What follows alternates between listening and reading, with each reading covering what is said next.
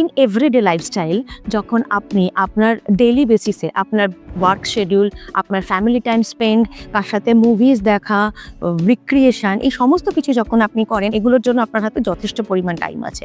But যখনই হেলথের কথা আসে তখন আপনার বা আমার হাতে সেই পরিমাণ টাইমটা থাকে না যেখানে আপনি হেলদি লাইফস্টাইল লিড করতে গেলে যেগুলো আপনাকে করতে হবে।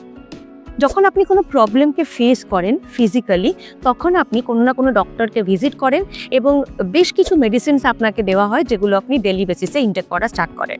বাট একটা কথা আমাকে খুব অনেস্টলি বলুন তো, মেডিসিন ইনটেক কি একটা কোনো সলিউশন?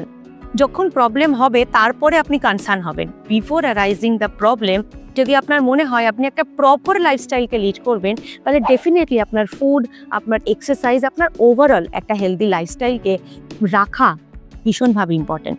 তো অনেস্টলি আপনি আপনার বডিকে টাইম দিন, আপনার হেলথকে টাইম দিন, কারণ এই বডি যদি না থাকে তাহলে জীবনে কোনো অ্যাচিভমেন্টকেই আপনি সেই রকমভাবে সাকসেসফুলি এনজয় করতে পারবেন না।